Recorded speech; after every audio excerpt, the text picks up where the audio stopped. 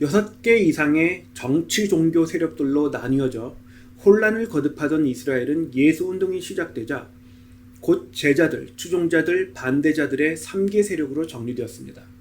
이후에도 예수님은 상황을 재창조하시며 종교 지도자들과 사회혁명주의를 꿈꾸던 군중들이 구약 성경에 예언되어 있던 그대로 예언된 시간과 장소에서 예언된 사유에 의해 예언된 방법으로 자신을 십자가형에 처할 수밖에 없도록 궁지로 몰아가셨습니다. 그러나 죽음이라는 형벌이 죄가 없는 의인을 가둘 수는 없는 법이고, 부활하신 예수님은 이스라엘 사회 안에 산재되어 은닉하는 형태의 예수운동을 재점화시키셨습니다. 그리고 초대교회는 얼마 지나지 않아 영적 주도권을 두고 유대교와 정면 대치하는 세력으로 성장했습니다. 그리고 한 세대가 지나 AD 70년에 유대교가 패망했습니다. 예수님의 영적 전쟁에 대해서는 공생의 시리즈를 참고하시기 바랍니다.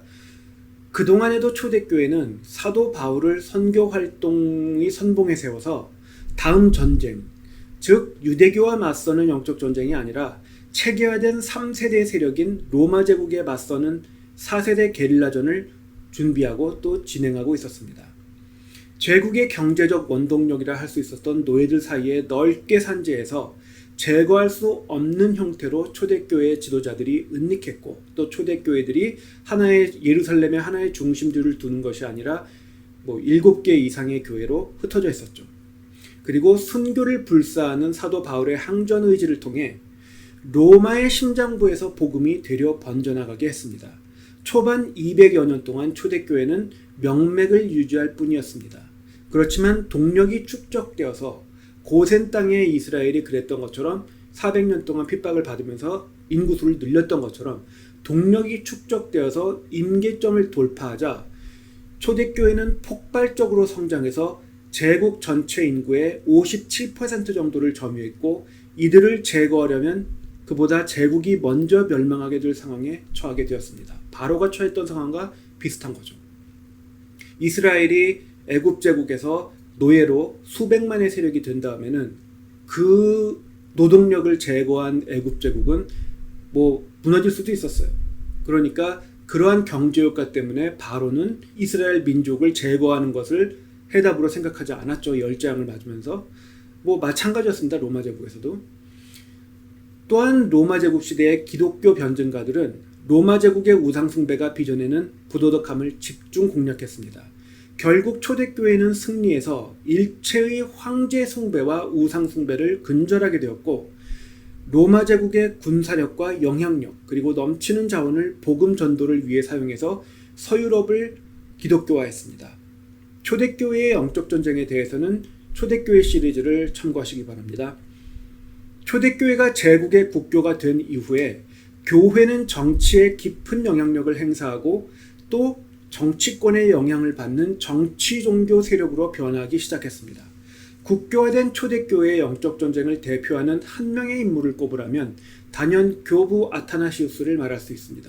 이미 아타나시우스의 시리즈에서 보다 자세히 설명했지만 간단히 요약하면 체계화되어 3세대 세력이 된 교회는 90% 이상 아리안주의라는 이단 세력에 의해 잠식되었고, 또 아리안주의를 따르던 황정과 결탁했습니다. 그래서 황정과 초대교회의 대부분이 힘을 합쳐서 잔존하는 참교회를 핍박하기 시작했습니다. 이 잔존 세력을 대변하는 인물이었던 알렉산드리아 교회의 주교 아타나시우스는 사막의 수도사들과 연계해서 수십 년간 항전하고 그 기간 중 5번이나 황정의 암살단을 피해서 은닉했습니다. 그럼에도 그의 항전 의지는 전혀 꺾이지 않았고, 되려 교리변증을 개발해 마침내는 아리안주의를 꺾고 초대교회의 가장 중요한 업적인 삼위일체론을 정립하고 정경 66권을 확립하는 쾌거를 이루게 됩니다. 이렇게 해서 3세대 세력으로 초대교회가 체계화되자 5대 기독교 중심지들 중 하나였던 로마의 주교직이 정치 권력을 보다 적극적으로 탐하기 시작했습니다. 그리고 로마의 주교직이 이 정치적인 움직임을 점점 더 확대하고 지속적으로 이어가면서 마치 로마 제국의 황제 숭배가 부활한 것처럼 유럽 전역의 모든 패권을 교황청 아래 복속시키고 그 권력을 공고히 하기 위해서 우상숭배와 흡사한 성상숭배를 자행하게 하는 로마 가톨릭 교회가 기독교 유럽 전반을 지배하게 되었습니다. 이처럼 체계화된 3세대 세력이 되어 배가 불러질 때마다 하나님의 백성은 자신들의 죄성을 이기지 못하고 추락하고 맙니다.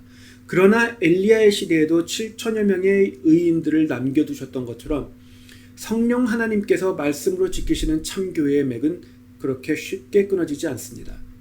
로마 가톨릭 교황청의 포갑에도 원시 종교개혁가들이 끊임없이 일어나 순교했지만 그마저도 교회를 정화할 수 없었음이 자명해졌습니다. 그러나 그렇게 되자 로마 가톨릭 교회의 수도사였던 마틴 루터가 목숨을 걸고 항거하여 종교개혁의 불은 재조마되었습니다. 로마 가톨릭 세력이 지배하던 스페인, 프랑스 지역에서 학살되던 순교자들을 목격했던 존 칼빈은 그 광경에 위축되는 대신 되려 종교개혁에 참여해 개신교 세력을 하나로 모으기 위한 교리변증서, 기독교 강요를 저술했고 게릴라 선교전의 네트워크를 구성해 프랑스를 포함하는 유럽의 많은 지역을 공략해 개신교로 개종시켰습니다. 또한 쯔빙글리 등의 다른 종교개혁가들은 군대를 일으켜서 로마 가톨릭 세력의 핍박자들에게 맞섰습니다. 마틴 루터는 부르심을 받은 그날까지 극단적이고 맹렬한 항전 의지로 3세대 교황청과 원시사회 혁명주의를 이끌던 토마스 윈처를 배격했습니다.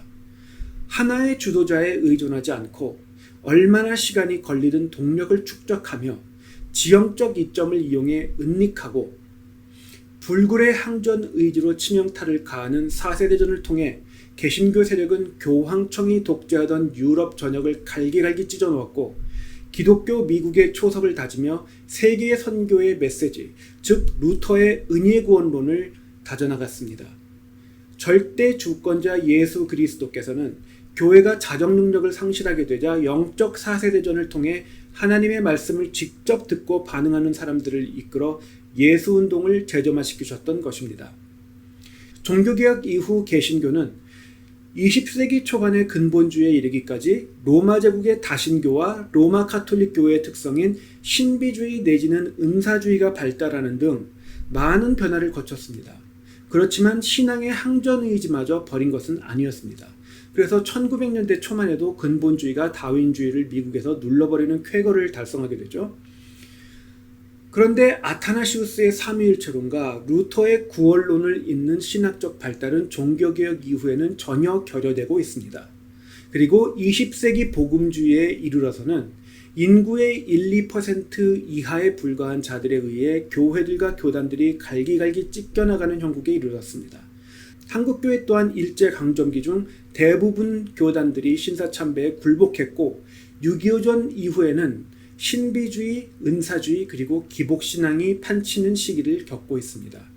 오늘날에는 한국교회가 WEA와 연합하는 등 세계적 남반구의 이단신학, 즉 해방신학의 침투를 허용하고 있습니다. 3세대 세력이 되어 배가 부를 때마다 타락하는 인간의 죄성이 로마 가톨릭 시대에 이어 개신교에서도 다시 고개를 들고 있는 것입니다. 그럼에도 오늘날의 복음주의는 행동과 관점이 전혀 복음주의와 달랐던 근본주의를 계승한다 말로는 포장합니다. 그리고 임박한 세계선교의 완성이 복음주의의 정통성을 입증하는 것처럼 선전합니다.